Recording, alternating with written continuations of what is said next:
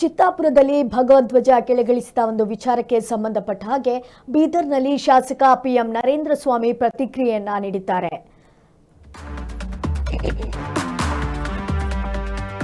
ಚಿತ್ತಾಪುರದಲ್ಲಿ ಭಗವಧ್ವಜ ಕೆಳಗಿಳಿಸಿದ ವಿಚಾರಕ್ಕೆ ಸಂಬಂಧಪಟ್ಟ ಹಾಗೆ ಬೀದರ್ನಲ್ಲಿ ಶಾಸಕ ಪಿಎಂ ನರೇಂದ್ರ ಸ್ವಾಮಿ ಪ್ರತಿಕ್ರಿಯೆಯನ್ನ ನೀಡಿದ್ದಾರೆ.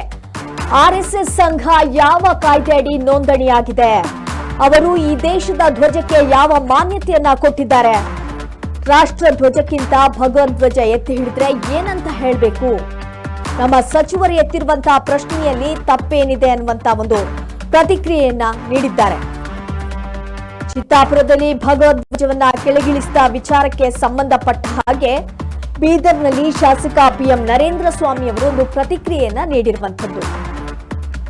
ಆರ್ಎಸ್ಎಸ್ ಸಂಘ ಯಾವ ಕಾಯ್ದೆಯಡಿ ನೋಂದಣಿ ಮಾಡಿದ್ದಾರೆ? ಅವರು ಈ ದೇಶದ ಧ್ವಜಕ್ಕೆ ಯಾವ ಮಾನ್ಯತೆಯನ್ನ ಕೊಟ್ಟಿದ್ದಾರೆ? ರಾಷ್ಟ್ರ ಧ್ವಜಕ್ಕಿಂತ ಭಗವಧ್ವಜಕ್ಕೆ ಎತ್ತಿ ಹಿಡಿದ್ರೆ ಏನಂತ ಹೇಳಬೇಕು? ನಮ್ಮ ಸಚಿವರು ಎತ್ತಿರುವಂತಹ ಪ್ರಶ್ನೆಯಲ್ಲಿ ಹಾಗಿದ್ರೆ ಏನ್ ತಪ್ಪಿದೆ? ಇದರಲ್ಲಿ ತಪ್ಪು ಏನಿದೆ? ಆರ್ಎಸ್ಎಸ್ ಸಂಘ ಯಾವ ಕಾಯ್ದೆಯಡಿ ನೋಂದಣಿಯಾಗಿದೆ? ನಮ್ಮ ಒಂದು ರಾಷ್ಟ್ರ ಧ್ವಜಕ್ಕಿಂತ ಭಗವಧ್ವಜಕ್ಕೆ ಎತ್ತಿ ಹಿಡಿದ್ರೆ ಏನಂತ ಹೇಳಬೇಕು ಅನ್ನುವಂತ ಒಂದು ಪ್ರಶ್ನೆಯನ್ನ ನೀಡಿದ್ದಾರೆ.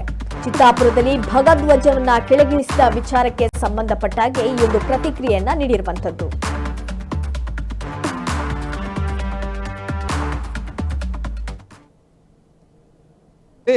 ತಪ್ಪಿದ್ರೆ ಅದನ್ನ ಯಾವುದೇ ಸಂಸ್ಥೆ, ಸಂಘ ಮತ್ತು ಚಟುವಟಿಕೆ ಯಾವುದೇ ಇದ್ರು ಈ ದೇಶದಲ್ಲಿ ಸಂವಿಧಾನ ಇದೆಯಲ್ಲ, ಸಂವಿಧಾನದ ಅಡಿನಲ್ಲಿ ಎಲ್ಲರೂ ಕಾರ್ಯನಿರ್ವಹಿಸಬೇಕಲ್ಲ.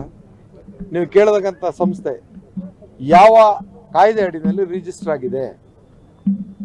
ಈ ದೇಶದ ಸಂವಿಧಾನಬದ್ಧವಾದಂಥ ರಾಷ್ಟ್ರಧ್ವಜಕ್ಕೆ ಅವ್ರು ಯಾವ ಮಾನ್ಯತೆಯನ್ನ ಕೊಟ್ಟಿದ್ದಾರೆ?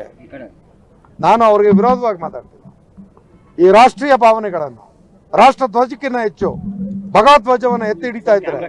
ರಾಷ್ಟ್ರಧ್ವಜಕ್ಕೆ ನಾವು ಏನಂತ ಹೇಳ್ಬೇಕು?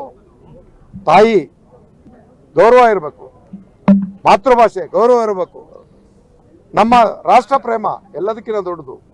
ಇದು ಯಾವುದನ್ನು ಬದಿಗೊತ್ತಿ ತಮ್ಮದೇ ಆದಂತ ಅಜೆಂಡಾ ಇಟ್ಕೊಂಡು ಹೋಗ್ತಾ ಇರೋರಿಗೆ ಮಾಧ್ಯಮದ ಸ್ನೇಹಿತರು ನೀವೇ ಬೆಳಚಲ್ಲಿ. ತಪ್ಪಿದ್ರೆ ಅದನ್ನ ತಿದ್ಕೋತೀವಿ. ಈಗ ನಾನು ರಾಷ್ಟ್ರ ಪ್ರೇಮ ಬೇಕಾ ಬೇಡವೋ, ರಾಷ್ಟ್ರ ಧ್ವಜ ಬೇಕಾ ಬೇಡವೋ ಚರ್ಚೆ ಆಗ್ಲಿ. ಯಾವ ನಮ್ಮ ಸಚಿವರು ಇವತ್ತು ಪ್ರಶ್ನೆ ಎತ್ತಿದ್ದಾರೆ, ತಪ್ಪೇನಿದೆ ಅದರಲ್ಲಿ?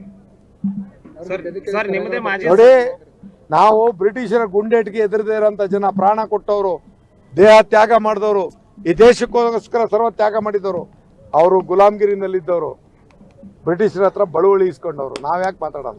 ಯಾವುದೇ ಸಂಸ್ಥೆ, ಸಂಘ ಮತ್ತು ಚಟುವಟಿಕೆ ಯಾವುದೇ ಇದ್ರು ಈ ದೇಶದಲ್ಲಿ ಸಂವಿಧಾನ ಇದೆಯಲ್ಲ, ಸಂವಿಧಾನದ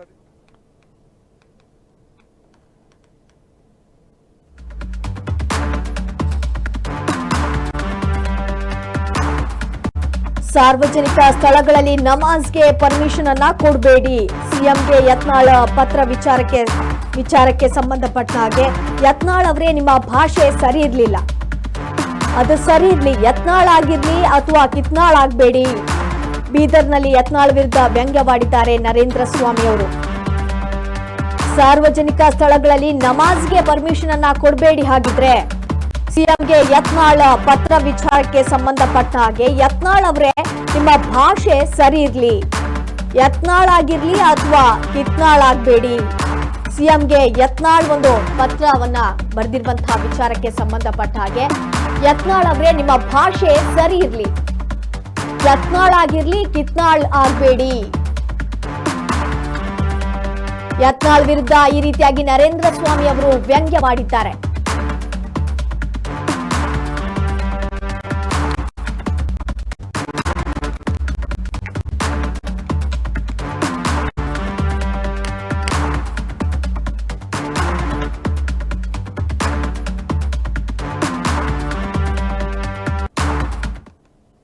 ಭಾಷೆ ಸರಿ ಇರ್ಲಿ.